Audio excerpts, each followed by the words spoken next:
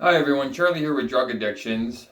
Just like to start off my videos, like I start all my videos, and saying that anything I tell you guys is from personal experience. If I'm giving advice, it's from either what worked for me or friends or other people that have been in my situation. So in no way do I think I'm a professional. So take everything I say with a grain of salt, I guess. It might not work for you. It might work for you. Just don't ever quote me on things, and don't ever hold me accountable for, if you try something that I say and it doesn't work for everybody. In saying this, I'm going to talk a little bit. My girlfriend brought this up. Sorry, hold on. My girlfriend brought this up to me yesterday. And it's come to my attention that I haven't really talked about cravings and what I've done to kind of pull myself away from that. Number one thing I found, and a lot of other people might agree with me, is that I always liked candy. Candy was my thing. I wasn't a big fan of chocolate bars or chips. Like I eat them, whatever, but it wasn't my, oh, I need it. Same with candy. But now I find I have to have, when I go to Walmart, I buy real fruit. I forget what it's called, but it's candy, and I get big bags of them. And I usually buy, if they're like three something a bag, I usually buy 15 of them at a time, and I eat like a bag of that a day. I know it's so unhealthy, but I do it, and I think it's because of my cravings, right? I don't. It's been a long time since I've craved wanting to do the drug.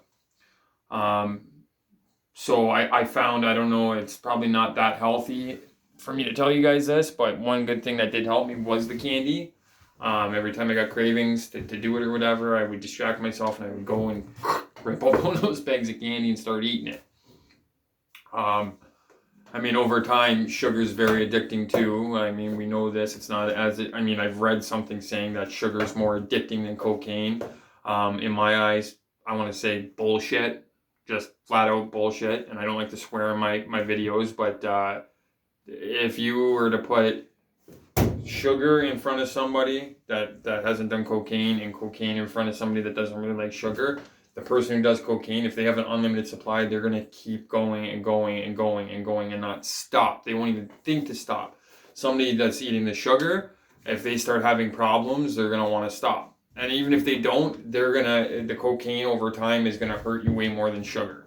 Yes, I mind you obesity and stuff like that. To me, cocaine is one of the most addicting drugs out there. The whole point of me saying this is that if you're going from cocaine to sugar, no judgment at all. Good for you. Good for you. That's what worked for me.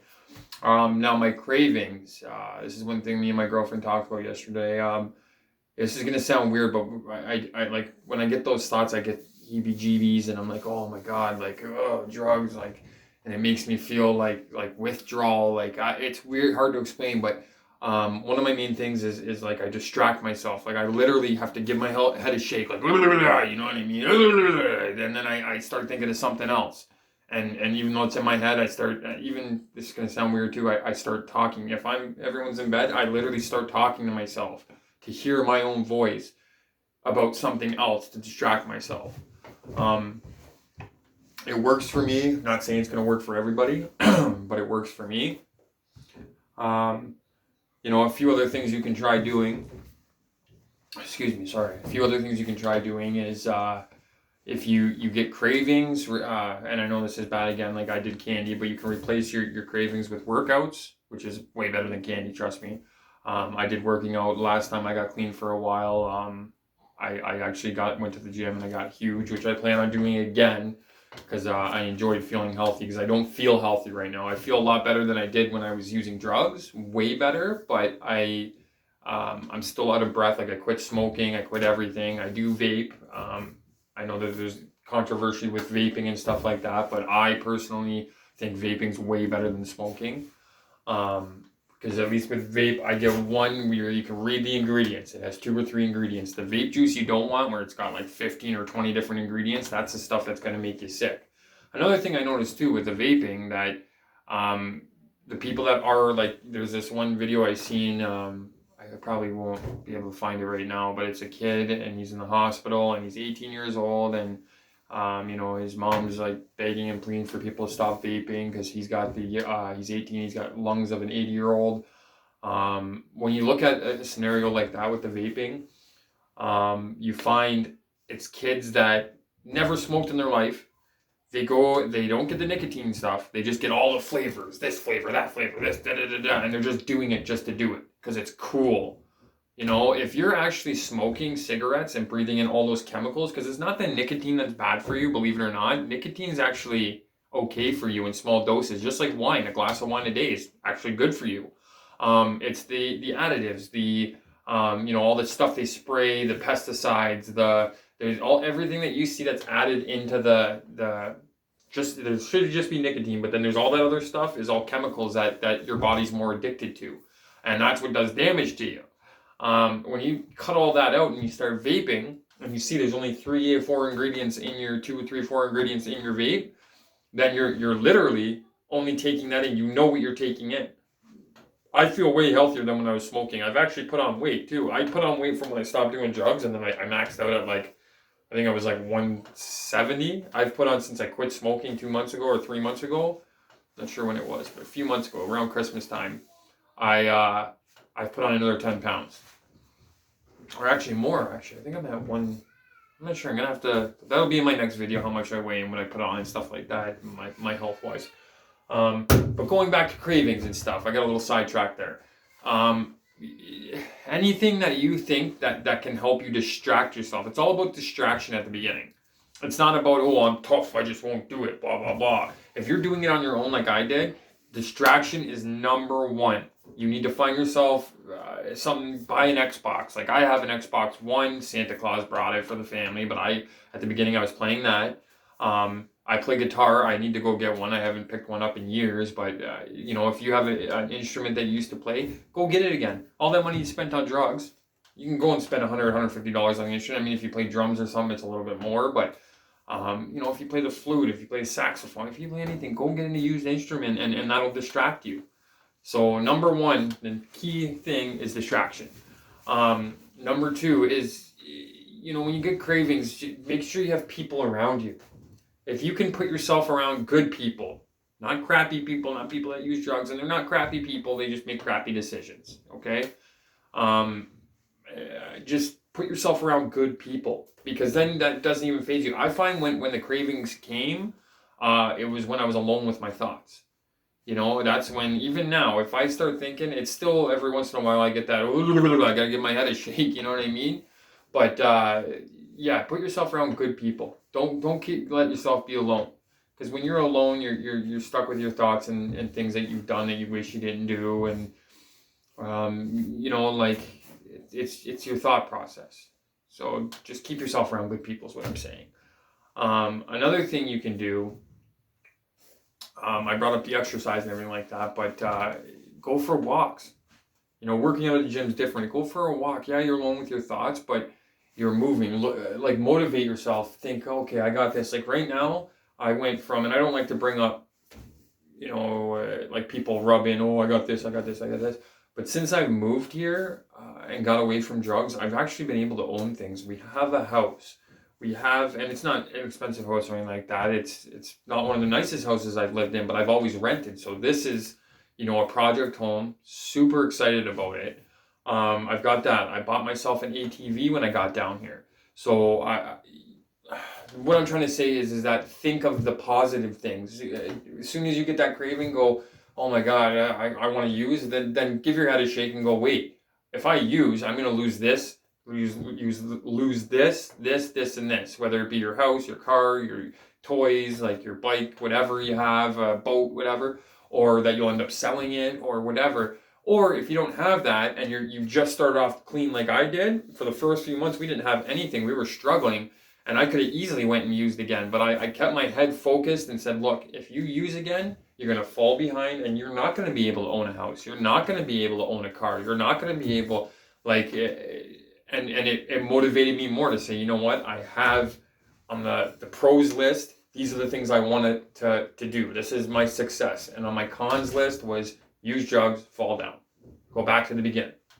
Once you get over that hump to where it's out of your system, that's the biggest part. It takes a couple weeks for it to be, depending on the drug, to be completely out of your system.